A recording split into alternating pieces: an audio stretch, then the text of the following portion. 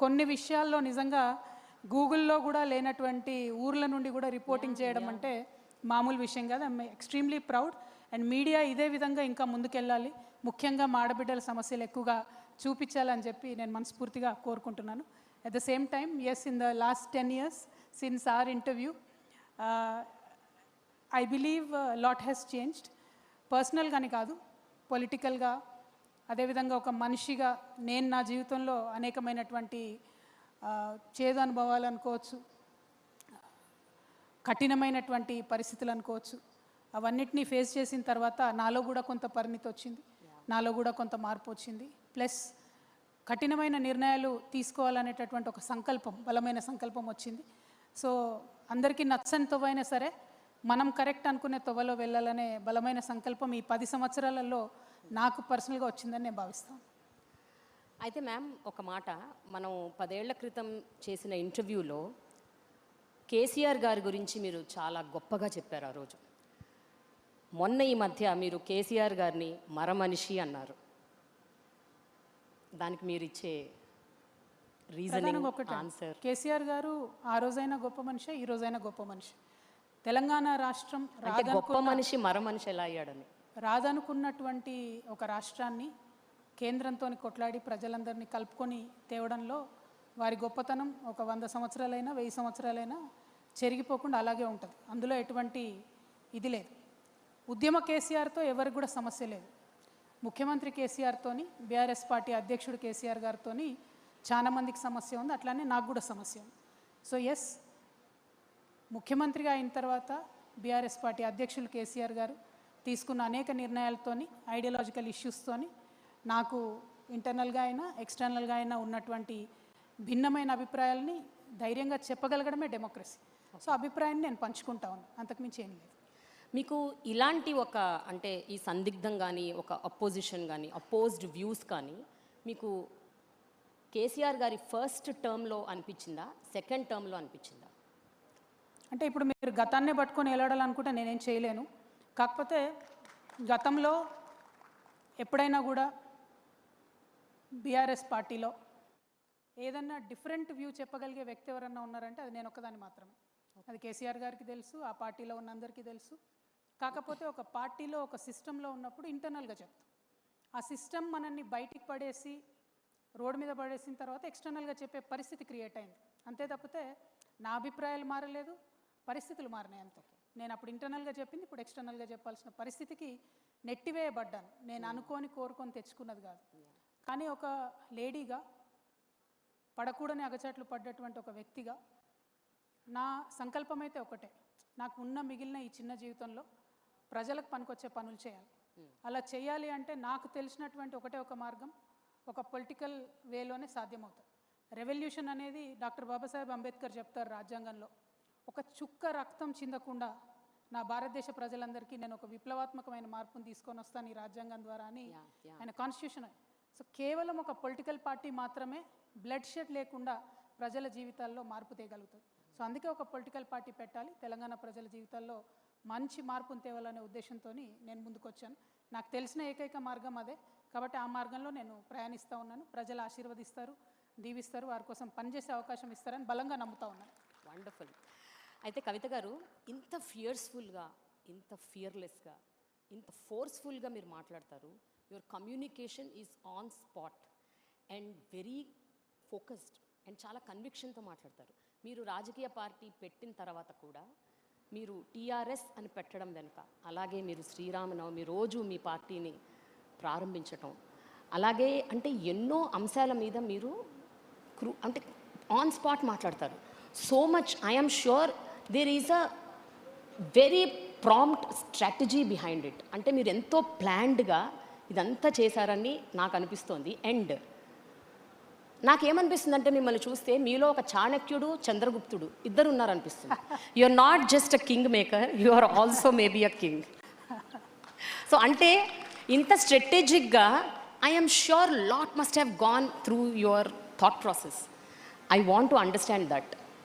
అంటే ప్రధానంగా ఒకటండి, పాలిటిక్స్లో ఉన్నామంటే డెఫినెట్గా స్ట్రాటజికల్గానే ఉండాలి.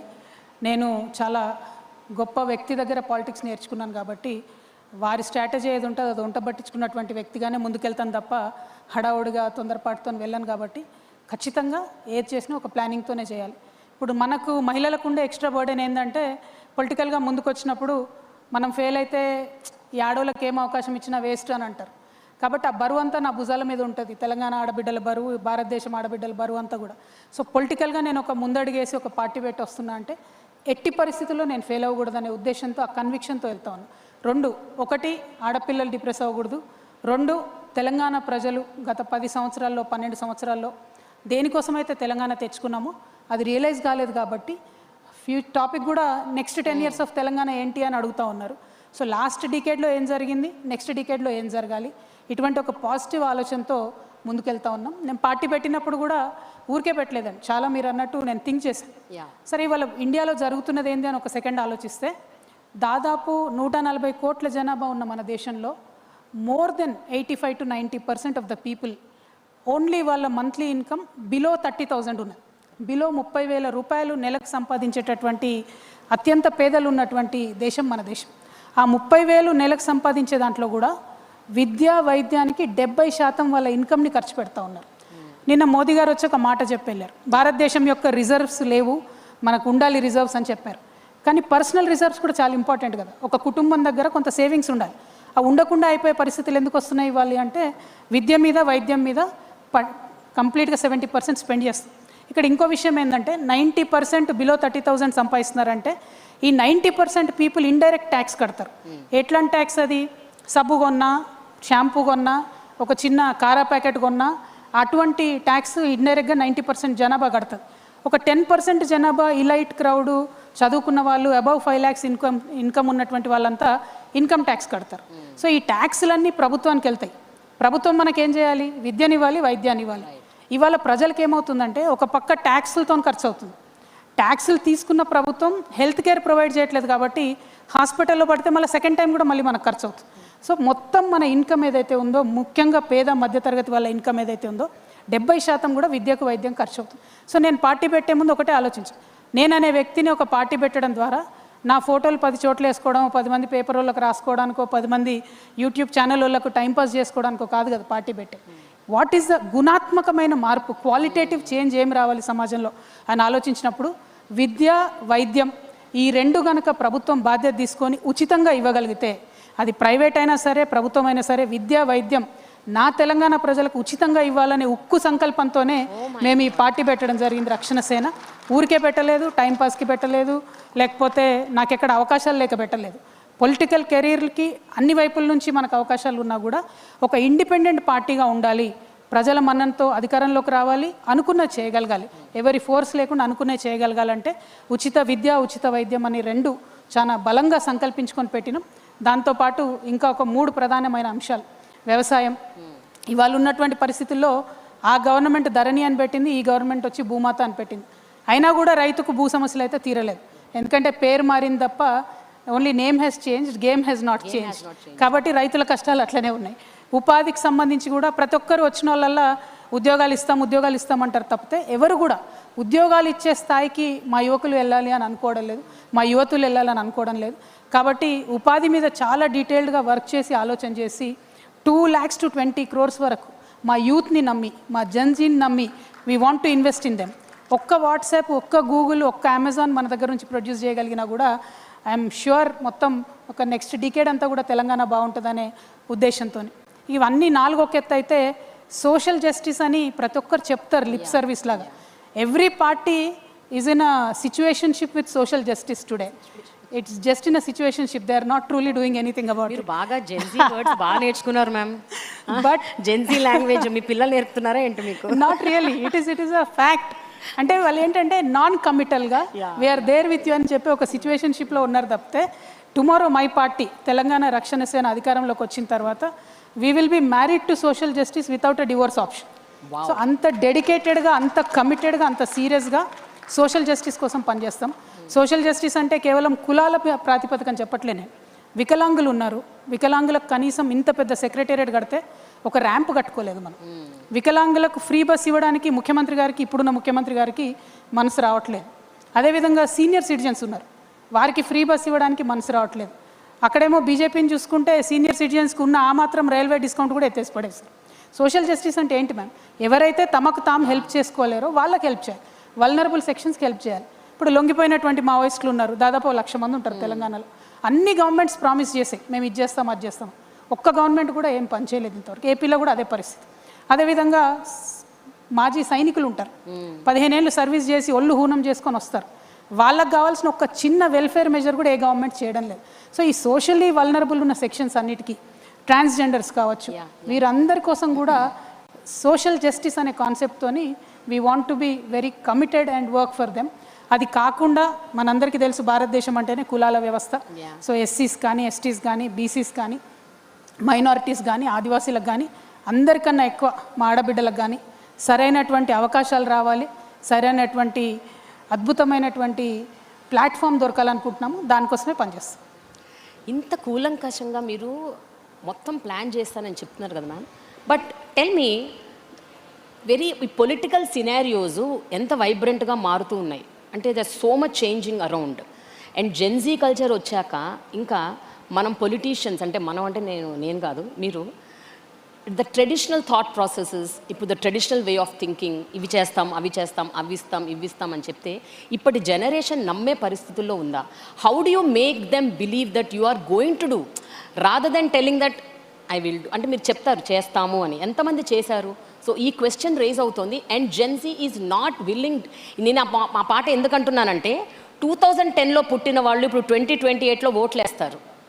వాళ్ళెవ్వరికి కూడా తెలంగాణ ఉద్యమం గురించి కానీ, రెవల్యూషన్ గురించి కానీ, కేసీఆర్ గారు ఎంత కష్టపడ్డారు అవన్నీ I don't know how many people really know. I'm not sure, I don't even want comment on that. But నాకేంటి అంటే ఇప్పటి పొలిటికల్ సినారియోస్, ఇప్పటి పొలిటీషియన్స్ మీద ఎంతవరకు వాళ్ళకి నమ్మకం ఉంది? And when you say all of this, do you think that will convert into votes? అంటే ఒక్కటండి, సిచ్యువేషన్స్ మారినా, ఫ్యాషన్ మారినా, ట్రెండ్ మారినా, ఎప్పుడైనా బేస్ కోర్ అనేటటువంటిది ఒకటే ఉంటుంది. What is the core of my party? What is my core belief? Telangana is my core belief. Telangana first is my core belief. Telangana mother బోర్డ్గా ఏదన్నా ప్రోగ్రామ్స్ చేయొచ్చు, ఏదన్నా ఆలోచనలు చేయొచ్చు, కానీ ఏది చేసినా అంతర్లీనంగా తెలంగాణ వాదం ఉండాలి, తెలంగాణ ప్రజల ఇంట్రెస్ట్ ఉండాలి. అది స్టేట్ వైడ్గా చూసి, భారతదేశాన్ని చూసినప్పుడు ఇండియా యాజ్ అ కోర్ ఉండాలి, దాని మీద ఏదన్నా చేసుకోవచ్చు. సో జెన్జీ కావచ్చు, ఇంకోరు కావచ్చు, వాళ్ళు ఇవాళ మన లెక్క వరి అనకుండా రైస్ ప్లాంట్స్ అనొచ్చు, అన్నా సరే వరి అనేది, వడ్లు అనేవి భూమిలో పండుతాయి. సో ఆ గ్రౌండ్ కనెక్షన్ అనేది జెన్జీ కానీ ఎవరు కానీ లూజ్ అయితే సర్వైవ్ కాలేము. బట్ ఎస్, జెన్జీకి నేను అపాలజీస్ చెప్తా ఉన్నా, ఎందుకంటే we have spoiled the world for you. చాలా వాతావరణ కాలుష్యం జరిగింది, చాలా రకాల పొల్యూషన్ జరిగింది. Now Gen Z is worried about ఎట్లా పర్యావరణం ఎట్లా మారుతుంది, ఇట్లాంటి అనేక అంశాల మీద. కొన్ని మనం చేయలేకపోయినాం, కానీ ఇంకా కొన్ని ఇప్పుడు కూడా దగ్గరుండి చేసుకోవచ్చు. వేస్టేజ్ నిర్మూలించవచ్చు, ప్లాస్టిక్ వాడకం తక్కువ చేయొచ్చు. We can definitely make the world a better space. But ఇవన్నీ చెప్తున్నా కూడా మీతో నాకున్న కంప్లైంట్, మీతో అంటే ప్రెస్ వాళ్ళతో నాకున్న కంప్లైంట్ ఏంటంటే, ఎప్పుడున్నా ఏ చిన్న సమస్య వచ్చినా మా రాజకీయ నాయకులతో తప్పని రాస్తారు. కరెక్ట్ కాదండి. మేము at the core of our hearts మా ఫ్యామిలీ టైంని సాక్రిఫైస్ చేసుకొని సమాజం కోసం పనిచేయాలనుకుని వచ్చే వాళ్ళము. ఫండమెంటల్గా కరప్ట్ ఉండం. కొన్ని తెలిసి కొన్ని తెలియక ఎప్పుడైనా తప్పులు జరుగుతుండొచ్చు, బట్ జరుగుతున్న ప్రతి సమస్య మీద స్పందించేది ఈ దేశం మొత్తంలో ఒక రాజకీయ నాయకుడు మాత్రం. అండ్ ఇంతో అంతో భారతదేశంలో ఏ మార్పు వచ్చినా పొలిటికల్ పార్టీస్తోనే వచ్చింది. అంటే that is the beauty of democracy. ఆ డెమోక్రసీని ఇవాళ కిల్ చేసే విధంగా భారతీయ జనతా పార్టీ ఏం చేస్తుంది, ప్రాంతీయ పార్టీలు ఉండొద్దు అనేటటువంటి ఒక భయంకరమైన కుట్ర చేస్తూ ముందుకు వస్తుంది. డెఫినెట్గా వాటిని ఎదుర్కోవాల్సినటువంటి అవసరం ఉంది ప్రతి చోట. ఇప్పుడు తెలంగాణ ఫస్ట్ అని నేను ఎందుకంటున్నా, రీజనలిజం ఫస్ట్, నేషనలిజం నెక్స్ట్ అని నేను అంటానండి. ఎందుకంటే we are a union of states, we are not a central organisation, we are a federal setup. దాంట్లో ఆ రెస్పెక్ట్, ఆ గౌరవం ఎవరిది వాళ్ళకు ఉండుకుంటూనే, ఎవరి ఐడెంటిటీ వాళ్ళకు ఉండుకుంటూనే రాజకీయం చేయాలి. కానీ ఈ దేశంలో ఏ మార్పు వచ్చినా అది పొలిటికల్గానే వచ్చింది. అది గాంధీ తాత దగ్గర నుంచి మొదలు పెట్టుకుంటే ఇప్పటి వరకు కూడా ఏ మార్పు వచ్చినా పొలిటికల్గా వచ్చింది. That is why I'm inviting all the Gen Z, I'm inviting all the youth. అందరికన్నా ఎక్కువ మా ఆడబిడ్డలు నేను ఇన్వైట్ చేస్తూ ఉన్నా. మీరు బయట ఉండి పొలిటీషియన్స్ బాగాలేరు, పొలిటికల్ పార్టీలు బాగాలేవు అంటే కుదరదు. రావాలి, పాలిటిక్స్లోకి రావాలి, పొలిటికల్ పార్టీస్లో చేరాలి, దగ్గరుండి ఏం చేయాలో ఏం చేయకూడదో అని చెప్పి ప్రజలకు బాధ్యత వహించి చెప్పాలి. కానీ దూరం నుంచి విమర్శించడం ఈజీ. ప్రెస్ వాళ్ళని కూడా అదే అంటున్నారు. మీరు చేసిన మంచిని మీరు చెప్పారు మేడం, మేము చేసిన మంచిని చెప్పారు పొలిటీషియన్స్ చేసింది. మీరు మాత్రం ఎంతసేపు ఏదైనా చిన్న తప్పు దొరికితే ఇదైపోయింది అదైపోయింది అని అనడం తప్పితే మేము చేసిన మంచిని చెప్పారు. సో ప్రెస్ మిత్రుల్ని ముఖ్యంగా వేటు న్యూస్ వాళ్ళని కూడా కోరుతా ఉన్నాం, పొలిటీషియన్స్ చేసే మంచిని కూడా దయచేసి చూపించండి అని మా రిక్వెస్ట్. మ్యామ్ స్టార్టింగ్లోనే మిమ్మల్ని బాగా పొగిడాను నేను. మ్యామ్ తెలంగాణ రక్షణ సేన is it inviting Gen Z for memberships and getting into the party? Absolutely we are. I believe Gen Z can make a lot of difference. పక్క దేశంలో చూసినాం నేపాల్లో, they have literally over through the resume, ఒక గవర్నమెంట్నే పడేశారు. ఇక్కడేమో చాలామంది కావాలి గవర్నమెంట్లను మార్చాలంటే, కానీ అక్కడ కేవలం 18 to 29 years లోపల ఉన్నటువంటి పిల్లలు ప్రభుత్వాన్ని తీసి అవతల పడేశారు. అంటే ఆ కాన్షియస్నెస్ ఇక్కడ మన పిల్లలకు కూడా రావాలి, అది మనం అలౌ చేయాలి. కానీ మనం ఏంటి, మన పిల్లోడు వాడు ఇంజనీర్ అవ్వాలి, డాక్టర్ అవ్వాలి, అమెరికా పోవాలి, డాలర్లు సంపాదించుకోవాలి అనుకుంటాం. అట్లీస్ట్ మన 2 తెలుగు రాష్ట్రాల్లో ఉన్నది. నేను కూడా ఆ కోవకు చెంది బాయిలర్ కోడి పిల్లలాగానే అమెరికా దాకా పోయి వెనక్కి వచ్చాను. కానీ తెలంగాణ ఉద్యమం నాకు నేర్పించింది ప్రజల మధ్యలో ఎట్లా ఉండాలి, ఉండడం వల్ల ప్రజలకు ఏం లాభం అని. అదే విషయం ఇవాళ జెన్జీకి తెలిస్తే, if they are among the people, they will work with the issues. I'm sure they will be way more effective than all of us put together. Ma'am Telangana రాష్ట్రం ఏర్పడి ఇప్పుడు ఒక పుష్కరం దాటడానికి వస్తుంది, 12 years. మీరు చెప్పండి మ్యామ్, ఇప్పుడు ఈ 12 yearsలో ఏదైతే ఉద్యమానికి ప్రధాన కారణమైన నీళ్లు, నిధులు, నియామకాలు, అది ఎంతవరకు సక్సీడ్ అయ్యారు అట్లీస్ట్ ఇన్ 12 years అంటే ఏం చెప్తారు మీరు? And especially with regards to నీళ్ల విషయంలో ఇంకా చాలా రభస జరుగుతోంది. ఈ మధ్య కృష్ణా జలాల విషయంలో కూడా షేరింగ్, భాగస్వామ్యం అంటున్నారు. I want your comment on that. అంటే ఒక్కటండి, తెలంగాణ పర్స్పెక్టివ్లో చూసినప్పుడు మాత్రం నీళ్ళ విషయంలో దేనికోసం అయితే మనం కొట్లాడామో డెఫినెట్గా అన్యాయమే జరిగింది, న్యాయం జరగలేదు. కాంగ్రెస్ ప్రభుత్వం పెట్టినటువంటి ఖర్చుతో కలుపుకుంటే బీఆర్ఎస్ ప్రభుత్వం 1,89,000 కోట్లు ఖర్చు పెట్టింది. ఇప్పటి వరకు కాంగ్రెస్ ప్రభుత్వం 30,000 కోట్లు ఖర్చు పెట్టింది కేవలం సాగునీటి విషయంలో. కానీ ఇన్ని లక్షల కోట్లు ఖర్చు పెట్టినా కొత్తగా వచ్చింది ఎంత అంటే 15 లక్షల ఎకరాలకు మాత్రమే నీళ్ళు ఇచ్చుకోగలరు తెలంగాణ భూభాగంలో. అదే ఆంధ్రాలో రాష్ట్రాలు విడిపోయిన తర్వాత పోలవరం ప్రాజెక్ట్కి నేషనల్ స్టేటస్ రావడం, అదేవిధంగా అక్కడ ఏ పార్టీ ఉన్నా వాళ్ళు రకరకాల ఏర్పాట్లు చేసుకోవడంతో తెలంగాణ రాకముందు ఎన్ని నీళ్ళు అయితే వాడుకున్నారో ఆంధ్రాలో అంతకన్నా ఎక్కువ నీటిని ఇప్పుడు వాడుకుంటున్నారు 2 నదుల్లో, కృష్ణ అయినా గోదావరి అయినా. సరే, అది ఆంధ్ర పాలకుల గొప్పతనమా మంచితనమా అన్నది పక్కన పెడితే, తెలంగాణ పాలకులు మాత్రం ఈ విషయంలో డెఫినెట్గా తెలంగాణ ప్రజలను ఫెయిల్ చేసినారనే విషయం చెప్పక తప్పదు. ఎందుకంటే లెక్కలు చూసుకున్నా, గణాంకాలు చూసుకున్నా, క్షేత్రస్థాయిలో వెళ్ళి రైతుల పరిస్థితి చూసినా కూడా పెట్టినటువంటి ఈ ఖర్చుకి వచ్చినటువంటి నీళ్లకు సంబంధం లేదు. అందుకే మేము చెప్తా ఉన్నాం, చాలా ఫోకస్డ్గా పనిచేయాలి. చాలా చిన్న చిన్న స్ట్రీమ్స్ ఉంటాయి. Telangana is a beautiful geography. మా ప్లేస్లోనే తెలంగాణలోనే పుట్టి తెలంగాణలోనే నదుల్లో కలిసిపోయేటటువంటి అనేక చిన్న చిన్న నదులు ఉన్నాయి, స్ట్రీమ్స్ ఉన్నాయి. వాటిని అసలు ఎప్పుడు కూడా వాడుకోలేదు. వాటి కోసం ఒక కాంప్రహెన్సివ్ వాటర్ ప్లాన్తో తెలంగాణ రక్షణ సేన ముందుకొచ్చింది. చాలా తక్కువ కాస్ట్తోని చాలా ఎఫెక్టివ్గా ఈ పనులన్నీ కూడా చేసుకోవాలి. అఫ్కోర్స్ కృష్ణా గోదావరిలో ఉన్నటువంటి పెద్ద ప్రాజెక్టులను కూడా తొందరగా ఫినిష్ చేసుకోవాలి. అన్ఫార్చునేట్లీ ఇప్పుడున్న కాంగ్రెస్ ప్రభుత్వం కూడా తట్టెడు మట్టి కూడా ఎత్తిపోయకుండా 30,000 కోట్లు మాత్రం కాంట్రాక్టర్స్కి ఇవ్వడం జరిగింది. సో కరప్షన్ అసైడ్ వాటర్ రాలేదన్నది మాత్రం వాస్తవం. వాటర్ విషయంలో you are completely dissatisfied with the earlier governments? నేను కాదండి, ఫ్యాక్ట్ ఆన్ ద గ్రౌండ్ చెప్తున్నా నేను. ఇవాళ మహబూబ్ నగర్ జిల్లా 35 లక్షల ఎకరాలతోని అత్యంత పెద్ద జిల్లా ఉమ్మడి మహబూబ్ నగర్ జిల్లా. ఆ ఉమ్మడి మహబూబ్ నగర్ జిల్లా నుండి ఇవాళకి కూడా వలస వెళ్తూ ఉన్నారు, బాంబేకి వెళ్తూ ఉన్నారు, రకరకాల రాష్ట్రాలకు వెళ్తూ ఉన్నారు. ఎందుకు వెళ్తున్నారు వలస అంటే, ఉన్న పొలానికి నీళ్ళు వచ్చే పరిస్థితి లేదు కాబట్టి. ఒక్క ఊర్లో ఒక తండాలో దాదాపు 80% ఇండ్లు కూడా తాళాలు వేసుకున్న పరిస్థితి. నిన్నగాక మొన్న మేము వెళ్ళి అక్కడ మీటింగ్ పెట్టచ్చు, ఆ రోజుకున్న పరిస్థితి కూడా అదే ఉంది. అంటే 12 ఏళ్ళ తర్వాత కూడా ఇంకా వలసలు ఆగలేదంటే, ఇంకా నీళ్లు రాలేదంటే అది నా ఫీలింగ్ కాదు, అది వాస్తవం. నాకు చెప్తున్నాను, అది మారాల్సిన పరిస్థితి ఉన్నది. మిషన్ కాకతీయ, భగీరథ లాంటి స్కీమ్స్ కూడా ఏం చేయలేకపోయాయంటారా? నో, నేను అసలేం జరగలేదు అనట్లేదు. 2 పెద్ద నదుల్లో కృష్ణ కానీ గోదావరి కానీ, దాని నుంచి ఎగ్జాంపుల్ మేడం, గోదావరిలో మాకు తెలంగాణకు 964 టీఎంసీలు నీళ్ళు రావాలి. ఈరోజు మన ఇద్దరం ఇక్కడ మాట్లాడుకునే ఈ క్షణం కూడా 250 టీఎంసీలకు పైగా గోదావరిలో ఒక చుక్క కూడా వాడుకోలేదు. ఇది ఆంధ్రలో ఫాల్ట్ కాదు కదా, తెలంగాణ రాష్ట్రం వచ్చి 12 ఏళ్ళు అయింది కదా. 121,000 కోట్లు కాళేశ్వరం పాలమూరు రంగారెడ్డి మీద ఖర్చు పెట్టాం కదా, మరి ఎందుకు నీళ్లు రాలేదు అని అడిగితే ఏముంది జవాబు? సో నేను అనేది అది, మనం చేయగలిగి ఉండి మన చేతుల్లో ఉండి నిధులు పెట్టి టైం బౌండ్ ఫినిష్ చేసుకోలేక, పాలమూరు రంగారెడ్డి ప్రాజెక్టు 30 నెలల్లో ఫినిష్ చేస్తామని కట్టినటువంటి మొదలుపెట్టిన ప్రాజెక్టు ఇవాళకి 132 నెలలు అవుతుంది, అంటే 10 ఏళ్ళు అవుతుంది, చుక్క నీళ్ళు రాలేదు. ఇప్పుడు దాని ఎస్టిమేట్ 85,000 కోట్లు, మొదలుపెట్టినప్పుడు దాని ఎస్టిమేట్ 32,000 కోట్లు. అంటే ఆ డిఫరెన్స్ ఏదైతే ఉందో అది ప్రజల మీదనే burden.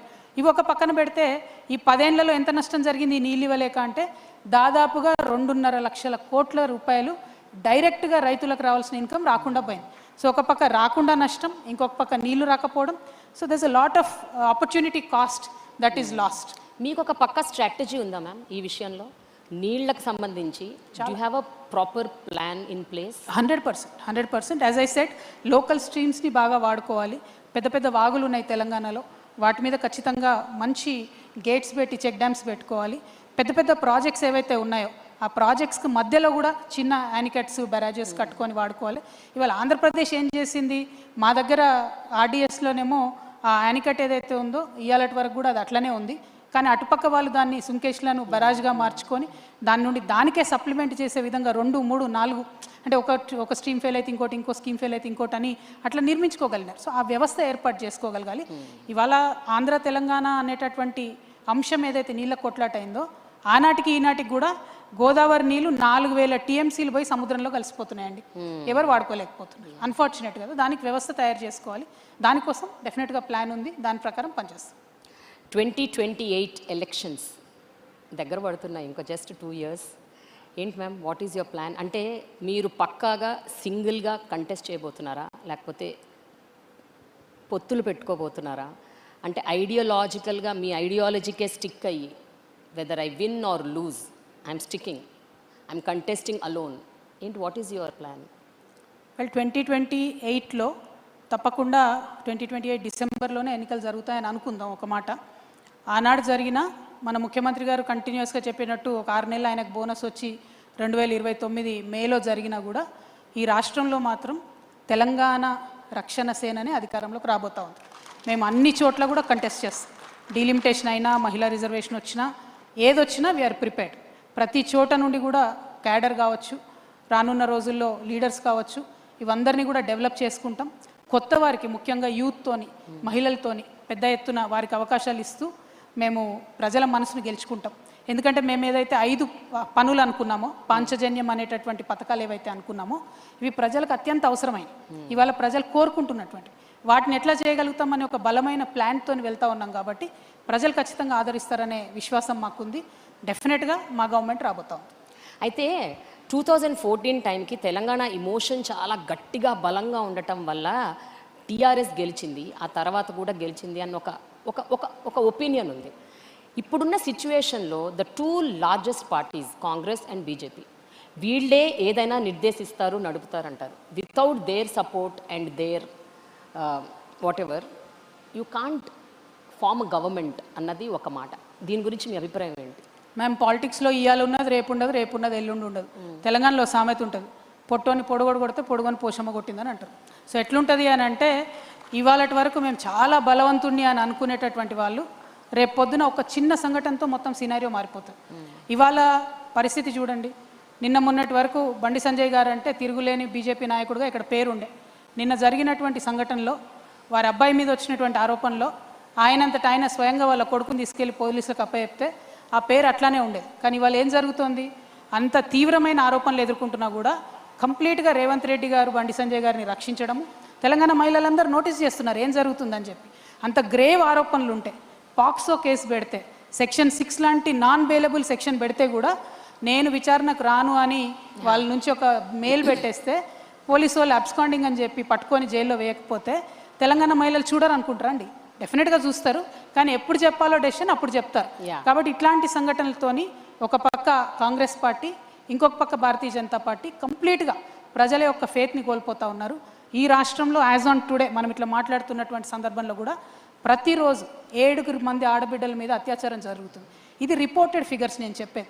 Unreported figures crime women మీద ఎంత అవుతుంది అన్నది చాలా భయంకరంగా ఉంది. కానీ ముఖ్యమంత్రి గారు, కాంగ్రెస్ పార్టీ ఏమాత్రం కూడా విశ్వాసం కల్పించలేకపోతా ఉంది. ఇవాళ బండి సంజయ్ గారి విషయంలో ఎందుకు ప్రభుత్వం ఇంత లీనియంట్గా వ్యవహారం చేస్తోంది, అది డెఫినెట్గా ప్రభుత్వం రేపు ఆన్సర్ చేయాల్సిందే. ఇంకొక మాట, ఈ ఒక పక్క వీళ్ళ మీద లీనియన్సీతో వ్యవహరించడం అయితే, ఇంకొక పక్క ఆడపిల్లని బదనాం చేయాలి. ఫస్ట్ ఆడపిల్ల మీద విపరీతమైన వార్తలు వేయడం, అసలు ఆ అమ్మాయి క్యారెక్టర్ ఏంటని మాట్లాడు, వీళ్ళెవరు జడ్జ్ చేయడానికి? అసలు who are you to judge a person's character? ఇష్టం వచ్చినట్టు వార్తలు రాయడం. నేను నిన్న కూడా డిమాండ్ చేశాము, డీజీపీ గారికి కూడా లెటర్స్ రాసినాము. మళ్ళీ కూడా చెప్తా ఉన్నాం, ఎవరైనా సరే ఆడపిల్ల మీద ఇష్టం వచ్చినట్టు రాసినటువంటి ఏ వ్యక్తులైనా సరే వాళ్ళ సోషల్ మీడియా అకౌంట్స్ని తప్పకుండా ఫ్రీజ్ చేయాలి. యూట్యూబ్ ఛానల్స్ ఉంటే వాళ్ళని క్లోజ్ చేయాలి. ఇవి కరెక్ట్ పద్ధతి కాదు, కరెక్ట్ సిస్టమ్ కాదు. Yes, let the courts decide, let the police decide, let them conduct investigation. అవేమి జరగకముందు who are you to do a trial?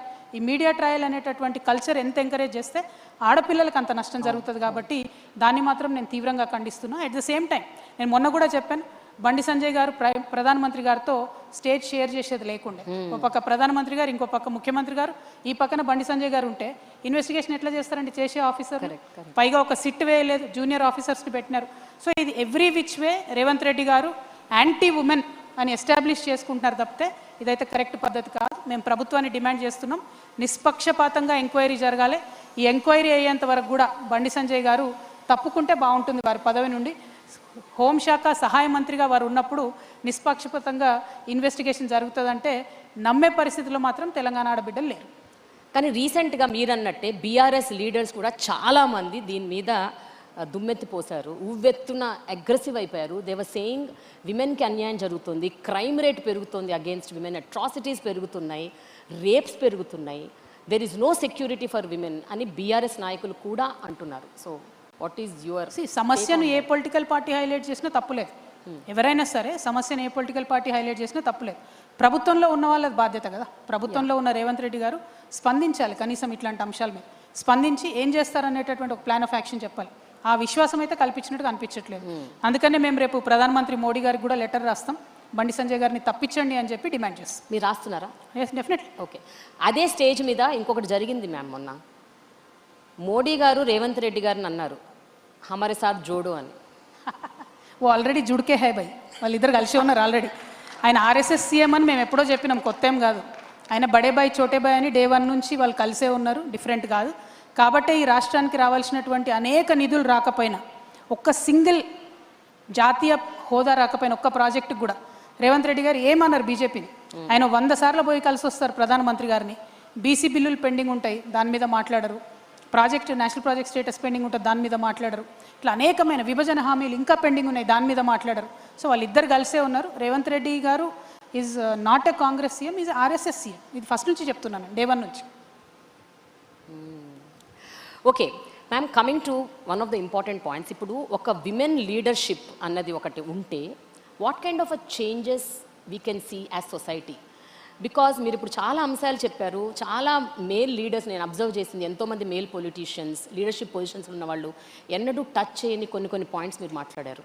But I want to know from your mouth what changes can a women bring on table? So ఇది world over discussion అండి. ఒక feminine approach towards any problem. It could be towards war, it could be towards science and technology, it could be towards how to handle environmental issues, anything. A feminine approach to an issue brings more sensitivity onto the table. అంటే ఒక అమ్మతనంతోని, ఒక మాతృత్వ భావనతోని పరిపాలన జరిగినటువంటి సందర్భంలో పరిష్కారం తొందరగా దొరుకుతుంది. ఎందుకంటే అమ్మ జేబు చూడదు, కడుపు చూస్తుంది కాబట్టి. సో అట్టడుగున ఉన్న వాళ్ళకు ముందు అన్నం పెట్టాలనుకుంటుంది కాబట్టి. ఇంట్లో అందరికన్నా చిన్నోడు అంటే జనరల్గా అమ్మకి ఇష్టం ఉంటుంది. అట్లానే సమాజంలో అత్యంత వెనుకబడిన వాళ్ళంటే ఆ ఫెమినైన్ అప్రోచ్తో పరిపాలన చేసే ప్రభుత్వాలు ఉన్న కాడ వల్నరబుల్ సెక్షన్స్ని ఫస్ట్ అడ్రస్ చేస్తాం. ఇవాళ ఏ గవర్నమెంట్ అన్నా చూడండి, మీరు అది యూనియన్ గవర్నమెంట్ కావచ్చు, ఇక్కడ మన స్టేట్ గవర్నమెంట్ కావచ్చు, ఇవాళటి వరకు కూడా అండి, మేము ఒక 10 సార్లు నేను రిప్రజెంట్ చేశాను. మెంటలీ ఛాలెంజ్ కిడ్స్ ఉంటారండి, వాళ్ళు ఒక 350 నుంచి 400 మంది ఉన్నారు, ఎక్కువ లేరు. వాళ్ళకి ప్రభుత్వం పెన్షన్స్ ఇవ్వడం లేదండి. అది బీఆర్ఎస్ నుండి కూడా కొనసాగుతుంది ప్రాబ్లము. ఆనాడు ఈనాడు ఎప్పుడు కూడా పుష్ చేస్తున్నాం, రిపీటెడ్గా అపీల్ చేస్తున్నాం. ఎందుకంటే మెంటలీ ఛాలెంజ్ కిడ్స్ ఉన్నటువంటి పేరెంట్స్కి ఏమైందంటే మొత్తం వాళ్ళకు వచ్చేటటువంటి జీతంలో ఒక జీతం అంటే ఇద్దరు భార్యాభర్త సంపాదిస్తే ఒక జీతం అంతా ఆ పిల్లల కేర్కే పోతుంది. సో బేసిక్ పెన్షన్ కూడా వాళ్ళకి ఇవ్వలేనటువంటి పరిస్థితి. ఆ సెన్సిటివిటీ లేకపోవడం. Ultimately see what matters in a society is people should be happy. How can people be happy? వాళ్ళకుండా ఫండమెంటల్ ఇష్యూస్ అడ్రస్ చేస్తే హ్యాపీగా ఉంటారు. సో నేను రేపటి నాడు ఏం చెప్తున్నా అంటే విద్య కానీ వైద్యం కానీ ఈ vulnerable sections of the society ఎవరైతే ఉంటారో వారి కోసం ఒక స్పెషల్ కన్సర్న్. ఇట్లా మెంటలీ ఛాలెంజ్ కిడ్స్ ఉన్న వారికి మా గవర్నమెంట్ వస్తే ఒక కేర్ టేకర్ని ఇస్తాం. సీనియర్ సిటిజన్స్ ఉంటే ఒక కేర్ టేకర్ని ఇస్తాం. చాలామంది యాక్సిడెంట్స్ అయ్యి స్పైనల్ కార్డ్ యాక్సిడెంట్ అయ్యి బెడ్ రిడన్ ఉంటారు, వేళ్ళ మీద లెక్కించదగిన వాళ్ళు ఉంటారు. కానీ వారి కోసం ఆ ఇంట్లో ఉన్నటువంటి ఒక వ్యక్తి కంప్లీట్గా టైం స్పెండ్ చేసే పరిస్థితి ఉంటుంది. వారికి ఒక కేర్ టేకర్ ఇస్తాం. You are not giving thousands of crores కదా. ఇప్పుడు థౌజండ్స్ ఆఫ్ క్రోర్స్ మనము కాంట్రాక్టర్లకు ఇస్తున్నాం తప్పితే మన ప్రజల కోసం ఎందుకు ఆ సెన్సిటివ్ అప్రోచ్ మిస్ అవుతున్నాం అన్నదే నేను అనుకునేది. ఒక విమెన్ లీడ్ చేసినట్టయితే ఆ అప్రోచ్ ఉంటుందని చెప్పి నేను బలంగా నమ్ముతున్నాను. జనరల్గా ఒక ఉమెన్ లీడర్షిప్ పొజిషన్స్లోకి వెళ్తున్నారు అంటే వాళ్ళని అంటే ఒక స్టీరియోటిపికల్ ఒపీనియన్తో చూస్తుంది సొసైటీ. అంటే వాళ్ళు మంచిగా ఉండాలి, సాఫ్ట్గా ఉండాలి, సైలెంట్గా ఉండాలి, పెద్దగా మాట్లాడకూడదు, గట్టిగా మాట్లాడకూడదు. And there is a stereotypical opinion. When a woman puts her point across fiercefully, forcefully, like you,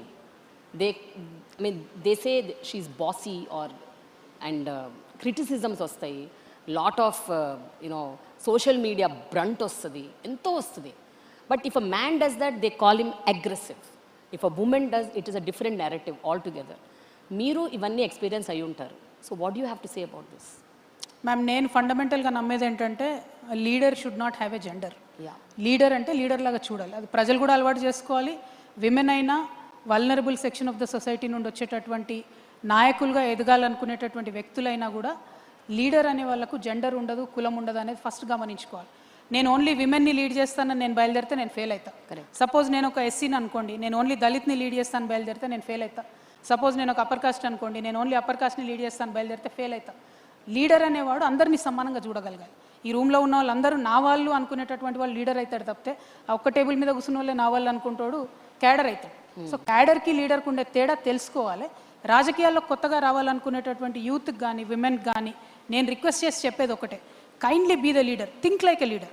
C you'll eventually become a leader with a lot of experience, with lot of hard work మించి అయితే ఏది లేదు, దానిలో short cut లేదు. But to become a leader you should start thinking like a leader. ఒక సామెత ఉంటుందండి, a cat which wants to become a lion should lose its appetite for rats అని. నువ్వు ఎలకల్ని చంపుదాం అనుకుంటే నువ్వు సింహం ఎట్లయితావు, పులి ఎట్లయితావు, నువ్వు అనుకునే టార్గెట్ నీకు పెద్దగా ఉండాలి. అప్పుడే నువ్వు సింహం లయన్ అవుతావు తప్పితే లేకపోతే పిల్లిలాగానే మిగిలిపోతావు. కాబట్టి ఆ అప్రోచ్ సొసైటీలో వచ్చినప్పుడు మాలాగటి లేడీస్ కావచ్చు, వల్నరబుల్ సెక్షన్స్ నుంచి లీడర్షిప్ చేద్దాం అనుకునే వాళ్ళు కావచ్చు, అరే నాకు పొలిటికల్ బ్యాక్గ్రౌండ్ లేదు, నా దగ్గర పైసలు లేవు, నేను ఎట్లా లీడర్ కావాలనుకునే వాళ్ళు కావచ్చు, థింకింగ్ మారితే అన్ని మారుతాయి అనేది గమనించుకుంటే బాగుంటుంది. మీ అటైర్, మీ డిస్పోజిషన్, మీ ప్రెజెంటేషన్ కూడా మారుతూ వచ్చింది ఈ 10 ఏళ్లలో. అక్క అని పిలిపించుకునేవారు ఒకప్పుడు, ఇప్పుడు అమ్మ అని పిలవాలని కోరుకుంటున్నారు. So what is the ideology or philosophy or strategy behind this? Generally people should age in a very dignified manner. అంటే ఏజ్ మారుతున్న కొద్దీ మన భారతదేశంలో అందరూ కూడా అటైర్ మార్చుకుంటూ వెళ్తారు. సరే, వేరే దేశాలలో 60 ఏళ్ళు 70 ఏళ్ళు కూడా మళ్ళీ ఇంకా యంగ్గా కనపడలే ప్రయత్నం చేస్తూ ఉంటారు. But with age people generally keep changing.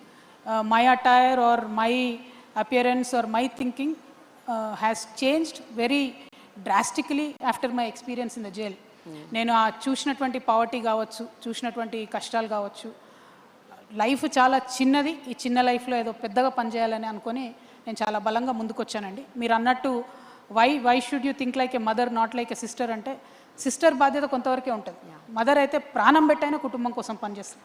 నా ఇంట్లో లొల్లైతే నేను ఎంత తపనబడి పనిచేస్తానో, నా రాష్ట్రంలో ఏ మూల లొల్లైనా కూడా నేను అంత తపనబడి పనిచేయాలని అనుకుంటున్నా. కాబట్టి I want to think like a mother, I want to take that responsibility like a mother. I hope people will understand and people will support me. Yeah, but చెప్పండి, మీరు గ్రోయింగ్ అప్ అలాగే రాజకీయాల్లోకి వచ్చిన తర్వాత కూడా ఎంతోమంది విమెన్ లీడర్స్ని చూసుంటారు. ఇందిరాగాంధీ గారి దగ్గర నుంచి Sonia Gandhi, Jayalalithaa, కనిమోరి, so many. What did you learn and unlearn from them if I have to ask? అంటే it is a general question that I'm asking. మీరు ప్రతి ఒక్కళ్ళ గురించి చెప్పక్కర్లేదు, but on the whole if you observe. అంటే నేను జనరల్గా మా ఇంట్లో మా నాన్నగారిని చూసుకుంటూ పెరిగానండి. How do you think like a leader అనేది నేను వారి దగ్గరే నేర్చుకున్నాను. సరే, ఆయన దగ్గర నేర్చుకున్నాను కాబట్టి ఆయనతోని నాకు ఆ థాట్ ప్రాసెస్, ఆ క్లారిటీ వచ్చింది కాబట్టి ఇవాళ ఆయన్ని కూడా నేను వ్యతిరేకించగలుగుతున్నాను. డెఫినెట్గా వ్యతిరేకిస్తాను, అనేక అంశాల్లో ideological ఇష్యూస్లో వ్యతిరేకిస్తాను. Father is different, leader is different, but he definitely is the person whom I learnt a lot from. తర్వాత ఇందిరాగాంధీ గారు పుట్టినప్పటి నుంచి, చిన్నప్పటి నుంచి కూడా అందరం చూస్తూ పెరిగాం. Sushma Swaraj is another very very very fine lady, నాకు చాలా ఇష్టం మేడం అంటే. సరే, ఆవిడ బీజేపీ పార్టీ ఐడియాలజీ నాకు డిఎన్ఏ సరిపోదు, కానీ as a personality she's crazy, I mean she's amazing. ఆమె చాలా ఇష్టం నాకు. మార్గరెట్ థాచర్ గారు కూడా చాలా ఇష్టం. సో అట్లా చూసుకుంటూ పోతే అందరికన్నా బిగ్గెస్ట్ లీడర్ జ్యోతిబా పూలే అనుకుంటా నేను.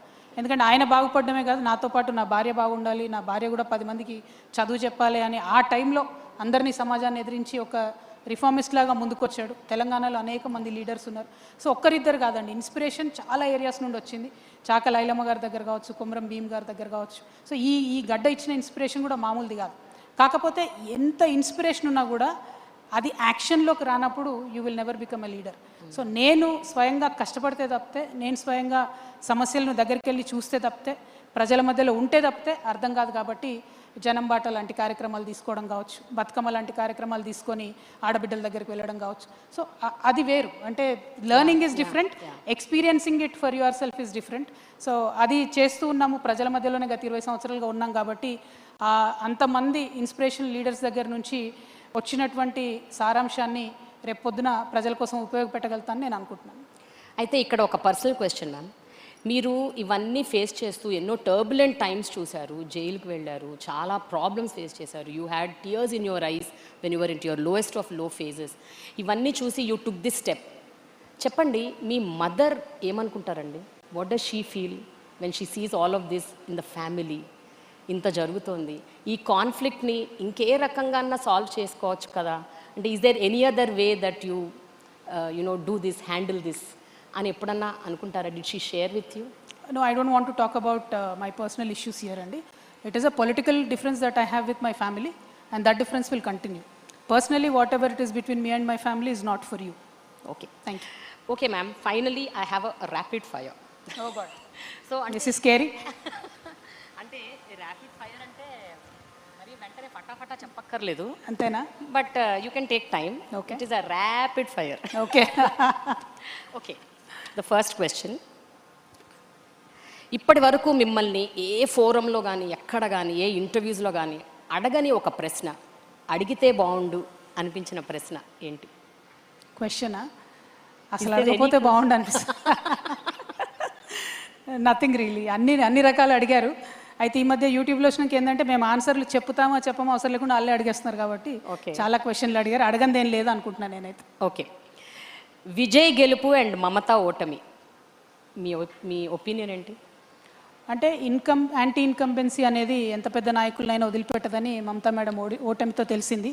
ప్లస్ బీజేపీ ఎలక్షన్ మెషినరీ ఎంత స్ట్రాంగ్ ఉంది అనేది కూడా బెంగాల్ ఎలక్షన్లో అర్థమైంది. విజయ్ గారి గెలుపులో ఒక ఫ్రెష్నెస్ని ప్రజలు ఎంతగా కోరుకుంటున్నారు, ఒక మర్యాదపూర్వకమైనటువంటి మాటలతో కూడా ఎట్లా విమర్శించవచ్చు అనేది విజయ్ గారు చూపించారని చెప్పి నేను అనుకుంటున్నా. ఇప్పుడు అక్కడ తమిళనాడులో విజయ్ గారు వచ్చినట్టే రేపు ఇక్కడ మేము వస్తామని కూడా నేను బలంగా అనుకుంటున్నాను. Wow, that's good. మీ గురించి పూర్తిగా తప్పుగా ఉన్న ఒక రాజకీయ స్టీరియోటైప్ ఏంటి?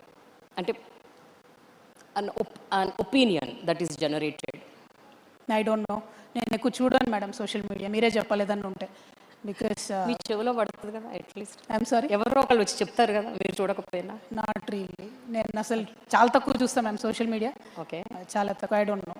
You don't know. ఓకే, ఇతర పార్టీల్లో మీరు బాగా అభిమానించే లీడర్ ఎవరు?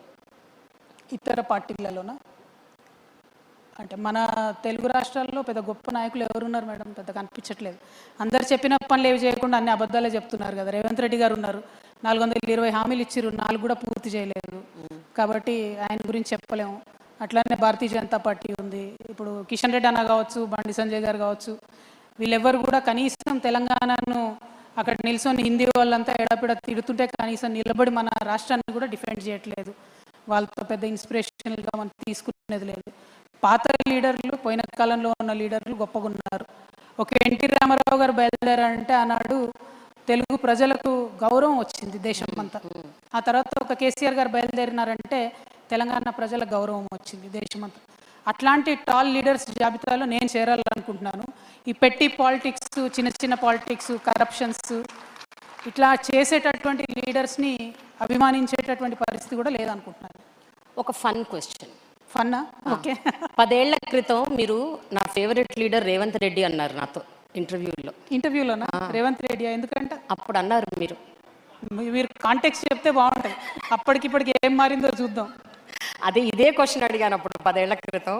Who is your favourite political leader అని మీరు రేవంత్ రెడ్డి అన్నారు. అప్పటికి ఇప్పుడు మారాడు కదండి ఆయన కూడా చాలా. ఇప్పుడైతే ఇచ్చిన మాటలని తప్పాడు కదా. ఎస్.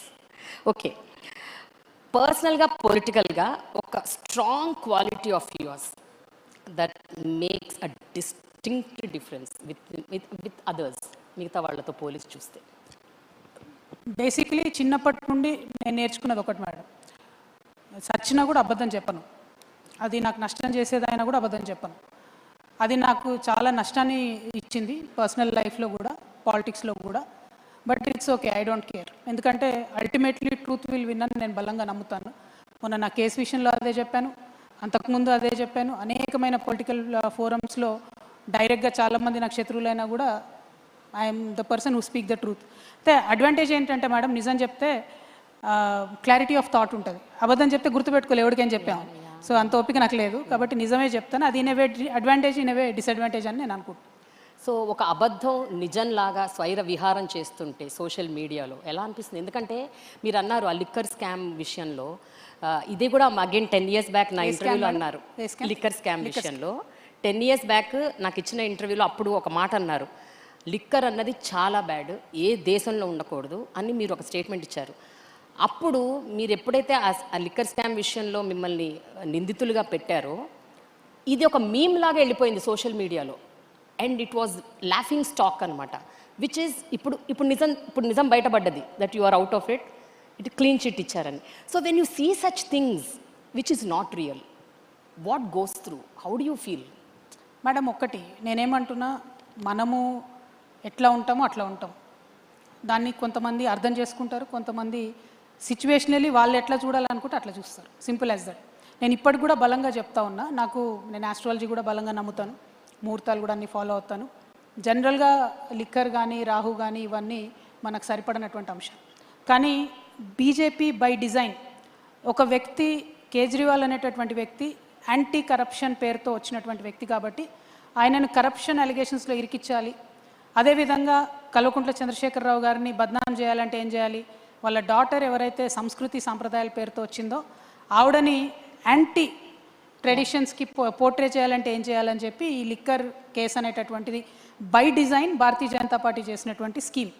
దీన్ని కోర్ట్స్ చూసి డిశ్చార్జ్ చేశారు. Madam acquittal is difference, discharge చేస్తూ జడ్జి గారు ఏం చేశారు, నేను ఖచ్చితంగా ఆ సిబిఐ ఆఫీసర్ మీద ఎంక్వైరీ చేస్తున్నాను, it's first time in Indian history. So అంత బలంగా ఈ కేసులో ఏమీ లేదని వారు చెప్పడం జరిగింది. అల్టిమేట్గా నేను మీతో చెప్పేది ఏంటంటే మేడం, బయటవాడు ఏం చూస్తాడన్నది పక్కన పెడితే మన ఫ్యామిలీ, మన ఇంటి వాళ్ళు మనల్ని బలంగా నమ్మి మనతో సైడ్ చేసి ఉంటే ప్రపంచాన్ని ఎదిరించవచ్చు. నా విషయంలో నాకు మా అమ్మగారి సైడ్ నుంచి ఆ సపోర్ట్ నేను అనుకున్నంత రాలేదు, కానీ నా అదృష్టం బాగుంది, మా అత్తగారి సైడ్ వాళ్ళు చాలా బలంగా నన్ను సపోర్ట్ చేశారు. కాబట్టి ఇవాళ ఇట్లా మీ ముందు నిలబడి మాట్లాడగలిగేటటువంటి ధైర్యం కానీ తెగో కానీ ముందుకెళ్ళేటటువంటి అవకాశం కానీ వచ్చిందని నేను నమ్ముతా ఉన్నాను. ఓకే, ఏది ఎక్కువ కష్టం అండి, public criticism or private betrayal? Betrayal private betrayal అయినా బయటికి చూపించలేం కదా madam. Public criticism is easy because if you are with the truth you can face it. But ఇప్పుడు మల్టీ లేయర్డ్ అయిపోయింది కదా, యూట్యూబ్ తర్వాత ట్విట్టరు తర్వాత ఫేస్బుక్, సో ఒక్కొక్క దగ్గర ఒక్కొక్కటి వస్తూ ఉంటుంది. అది ఫేస్ చేయడం వ్యక్తిగతంగా కూడా ఇబ్బందే, పొలిటికల్ పార్టీస్ కూడా ఇబ్బందే, అన్నిటికన్నా ఎక్కువ ప్రజలకు ఇబ్బంది. ఎందుకంటే ఒక్కొక్క ఫోరం ఒక్కొక్కటి చెప్తుంది. ఇవాళ వాస్తవంగా తెలంగాణలో కరెక్ట్ వార్త ఏది చూడాలి అంటే నమస్తే తెలంగాణ కొనుక్కోవాలి, ఈనాడు కొనుక్కోవాలి, ఆంధ్రజ్యోతి కొనుక్కోవాలి, అన్ని పేపర్లు చూస్తే తప్పితే అసలు విషయం ఏందని అర్థం కానటువంటి పరిస్థితి వచ్చింది. So it is unfortunate it has come to that. Yeah, రాజకీయ నాయకుల్లో ఈ మధ్యకాలంలో మీరు అబ్జర్వ్ చేస్తే మోస్ట్ ఓవర్ రేటెడ్ క్వాలిటీ ఏంటి which you are observing? Over రేటెడ్గా కనిపించే క్వాలిటీ ఏంటి? I don't no.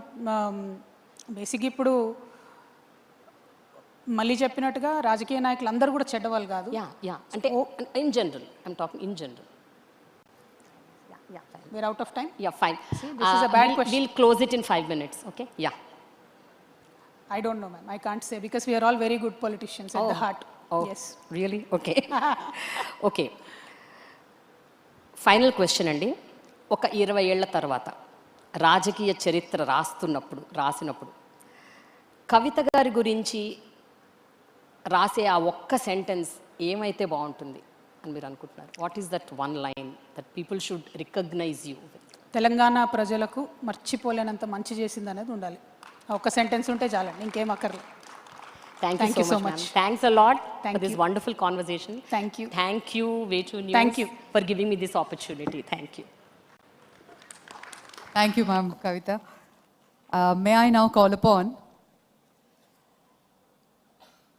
Dr. Kommeru Nikita Reddy Garu, CEO and Director, Mukunda Jewelry, to please come forward and present a shawl and a memento to Srimati Kalvakuntla Kavita Garu. Thank you so much for your time, ma'am. Ladies and gentlemen, a huge round of applause. That was such a lovely insight and vision of Madam Kavita on Telangana a decade from now. 1 point summary. Anta manchi chesaru. Kalvakuntla Kavita garu 10 ఏళ్ల తర్వాత వచ్చే 1 line అని మనం అర్థం చేసుకుంటూ, thank you very much ma'am.